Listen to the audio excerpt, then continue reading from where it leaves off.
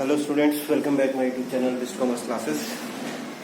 Previous lecture में हमने goodwill nature and valuation में super profit actual average profit discussion किया था। आज हम डिस्कशन करेंगे second method, weighted average profit method.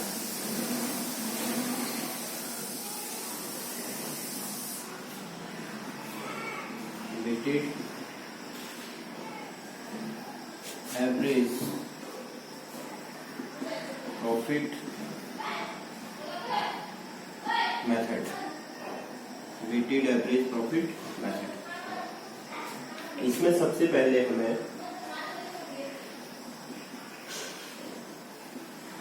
Weighted average profit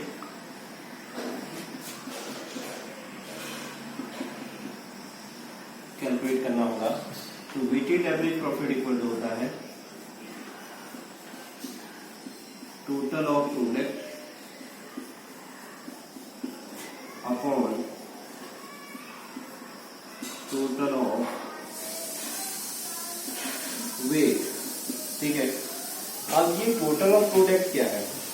total of product जैसे मान लीजिए आपको वो क्वेश्चन में दिया होगा, एक तो ईयर दिए होंगे और एक प्रॉफिट दिया होगा और एक वेट दिया होगा। ईयर मान लो 2017 है, फिर 2018 है, फिर 2019 है, फिर 2020 है। ये ईयर हो सकते हैं। प्रॉफिट यहाँ 1 लाख हो सकता है, यहाँ पर 2 लाख हो सकता है, यहाँ प्रॉफिट 4 लाख हो सकता है, यहाँ पर 3 लाख हो सकता है। ये हमारे पास प्रॉफिट हो सकता है। इसके लिए वेट फर्स्ट ईयर के लिए वेट 1, सेकंड ईयर के लिए 2, थर्ड ईयर के लिए 3 और फोर्थ ईयर के लिए वेट 4 गिवन होगा। तो इस कंडीशन में फिर हम एक प्रोडक्ट निकालेंगे। ठीक है, प्रोडक्ट इक्वल टू होता है प्रॉफिट इनटू वेट। तो यहाँ पर हमारा 1 लाख, यहाँ पर 4 लाख, 12 लाख, 12 लाख, ये हमारा प्रोडक्ट हो जाएगा। इसको हम जो इसका टोटल आएगा इसको हम बोलेंगे टोटल ऑफ प्रोडक्ट, और जो इसका टोटल है 10, ये टोटल ऑफ वेट हो जाएगा, है ना। इसका जो टोटल होगा वो टोटल ऑफ प्रोडक्ट और इसका जो टोटल होगा वो टोटल ऑफ वेट। इस तरीके से हम प्रोडक्ट फाइंड आउट करेंगे, टोटल प्रोडक्ट। ठीक है, इसके बाद जो हमें गुडविल के लिए फॉर्मूला लगाना होगा,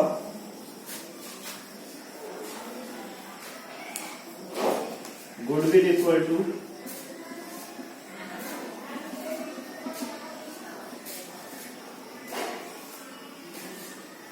वेटेड एवरेज प्रॉफिट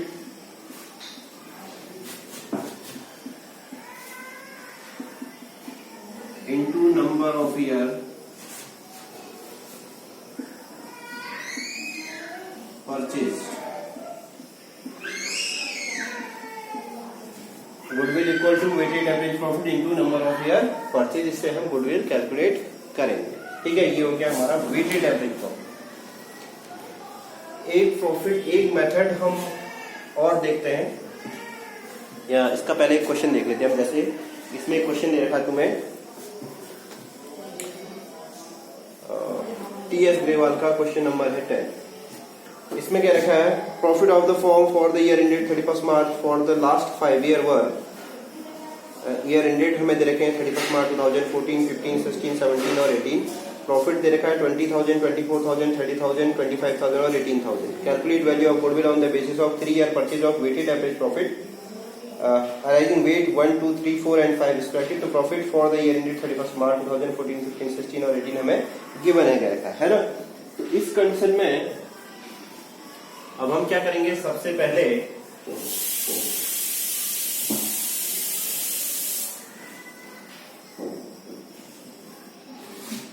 सबसे पहले हमें क्या करना है, यहां हम लिखेंगे ईयर, फिर लिखेंगे प्रॉफिट, फिर लिखेंगे वेट और फिर लिखेंगे प्रोडक्ट।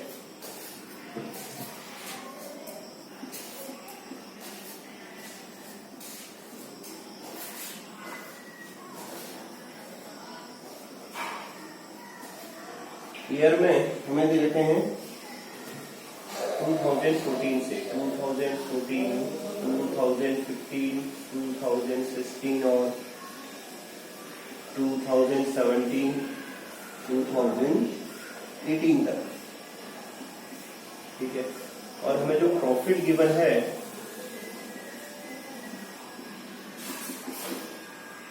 वो फर्स्ट ईयर का यानी कि 14 का जो प्रॉफिट है वो है 20,000, उसके बाद 24,000, फिर है 30,000, उसके बाद है 25,000, फिर है 18,000। वेट दे रखा है मैं इसके लिए फर्स्ट, सेकंड, थर्ड, फोर्थ, ये वेट। अब हमें प्रोडक्ट निकालना है तो इसको मल्टीप्लाई करेंगे, यहाँ जाएगा 20,000, यहाँ जाएगा 48,000, यहाँ 90,000, यहाँ 1 लाख, यहाँ भी 90,000। अब इनका टोटल कर दोगे 15, तो क्या हमारा टोटल ऑफ वेट और product 0,008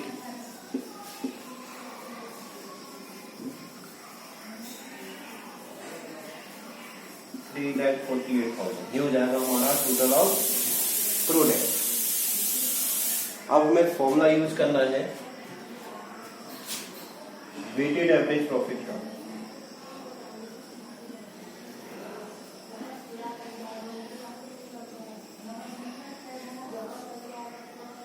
weighted average profit equal to total of product 3,48,000 upon total of weight 15।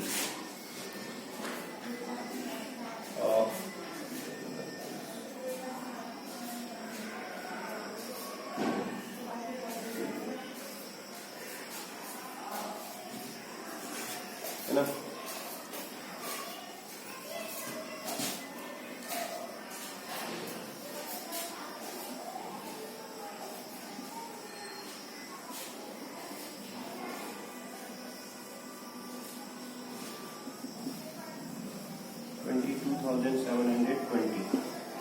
ये हमारा वेटेड एवरेज प्रॉफिट कैलकुलेट हो जाएगा।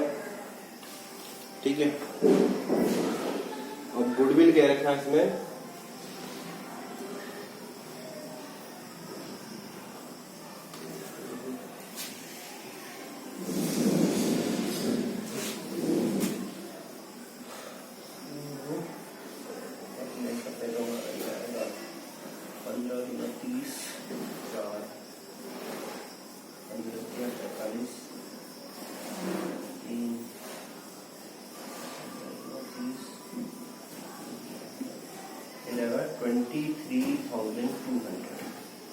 ये हमारा वेटेड एवरेज प्रॉफिट निकलेगा।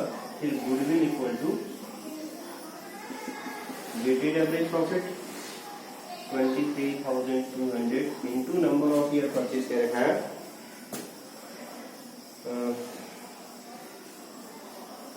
Calculate goodwill basis of 3 year purchase into 3 हो जाएगा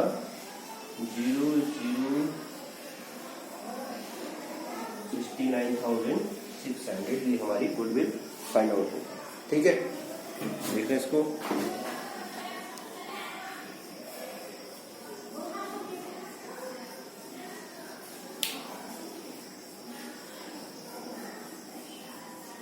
ठीक, ये अगर आपको यहाँ दिखाई नहीं दे रहा तो मैं इसको ऊपर लिख दे रहा हूँ।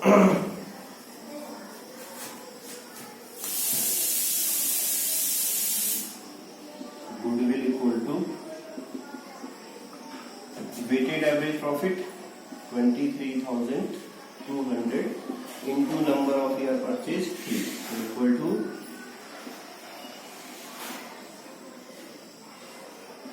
69,600। ये हमारी गुडविल कैलकुलेट हो जाएगी। ठीक है,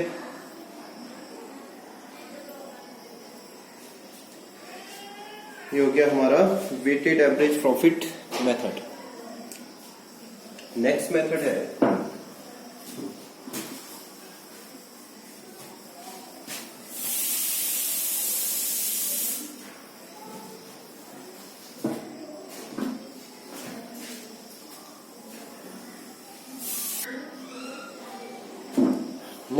है हमारा super profit method.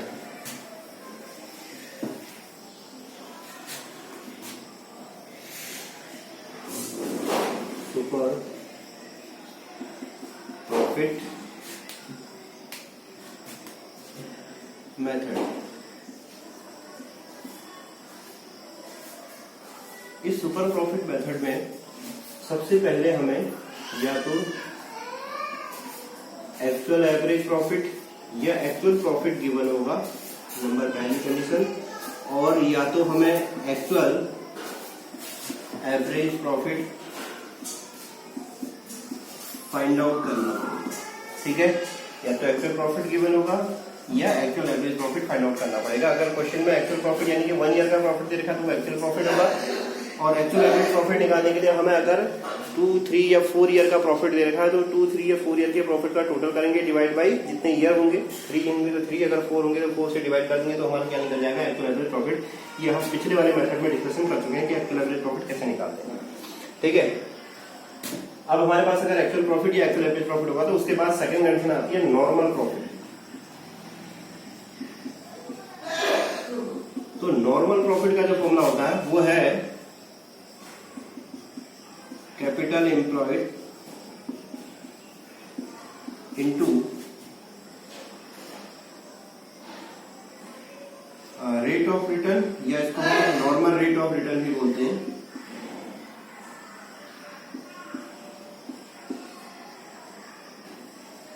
Rate of return या normal rate of return upon 100।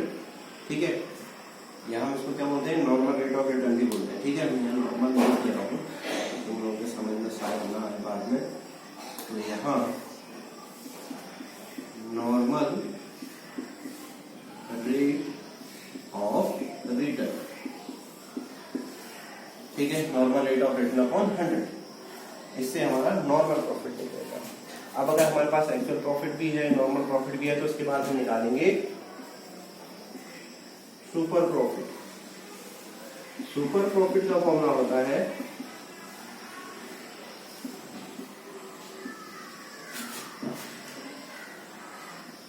Actual profit minus normal profit. अगर क्वेश्चन में एक्चुअल एवरेज प्रॉफिट दे रखा है तो हम दूसरा फॉर्मूला इसमें actual average profit minus normal profit भी यूज करते हैं।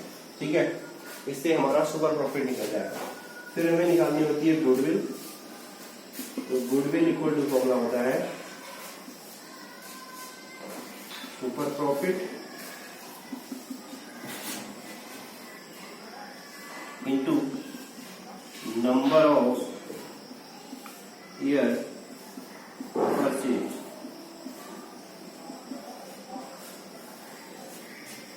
ठीक है, ये हमारा फॉर्मूला है सुपर प्रॉफिट मेथड। ठीक है, इस मेथड से हम गुडविल कैलकुलेट कर सकते हैं, सुपर प्रॉफिट मेथड से। ठीक है, तो इसके लिए भी हम एक क्वेश्चन ले लेते हैं, इसको रख पढ़ता हूं।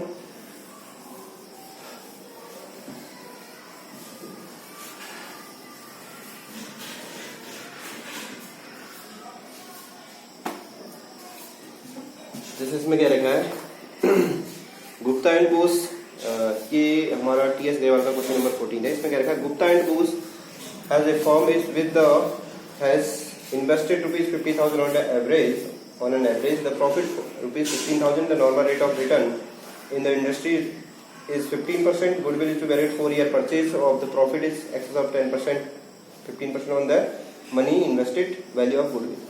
तो इसमें सबसे पहले हमें देखो कैपिटल एम्प्लॉयड दे रखी है, दोनों पार्टनर की अगर कैपिटल दे रखी है तो वही हमारी कैपिटल एम्प्लॉयड है इसमें। तो हम सबसे पहले उसके बाद क्या रखा है इसमें हमें ऑन एवरेज प्रॉफिट भी दे रखा है।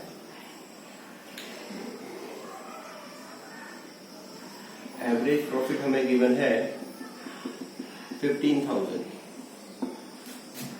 ठीक है, हमें इसमें नॉर्मल प्रॉफिट निकालना है।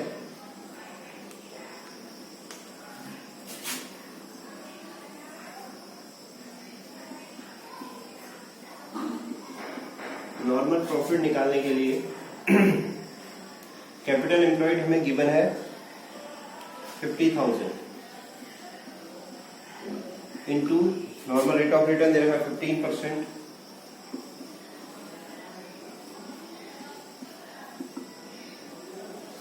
यह जाएगा 7,500। अब इसके बाद हम सुपर प्रॉफिट कैलकुलेट करेंगे। Super profit equal to actual profit minus normal profit या average profit minus normal profit. ठीक है,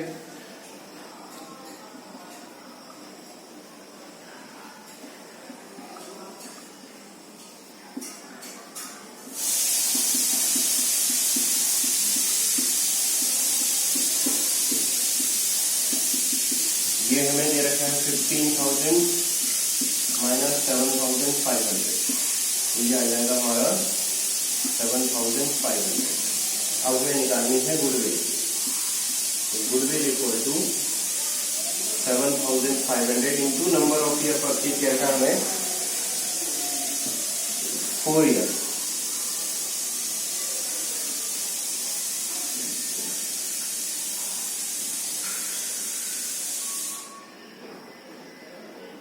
ठीक है, इंटू 4। इसमें एवरेज प्रॉफिट हमें 16,000 की बना है। 15,000 16,000 और मिल जाएगा 16,000, 8,500 हो जाएगा।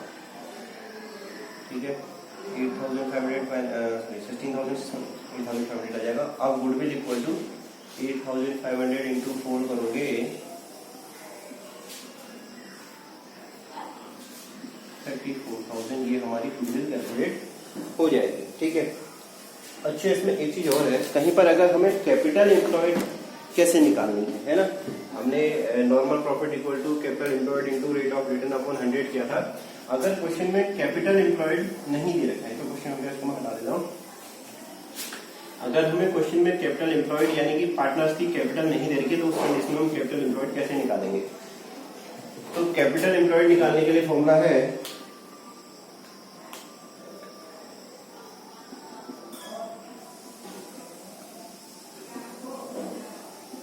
कैपिटल एम्प्लॉयड हम निकालेंगे total assets minus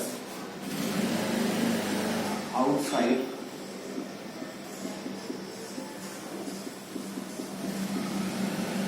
liability. Total assets minus outside. अगर हम टोटल असेट्स में से आउटसाइड लायबिलिटी यानी कि creditor, bills payable, outstanding expenses, bank overdraft, ये सब माइनस कर देंगे, ये आउटसाइड लायबिलिटी होती है ना। तो टोटल असेट्स में से ये सब घटाएंगे तो कैपिटल एम्प्लॉयड निकल जाएगी। या कैपिटल एम्प्लॉयड इक्वल टू जितने भी पार्टनर होंगे उन सबकी कैपिटल प्लस जो भी हमारे पास रिजर्व होंगे वो रिजर्व प्लस अनडिवाइडेड प्रॉफिट जो भी हमारा प्रॉफिट होगा उसको जोड़ देंगे, तब भी हमारी कैपिटल एम्प्लॉयड फाइंड आउट हो जाएगी।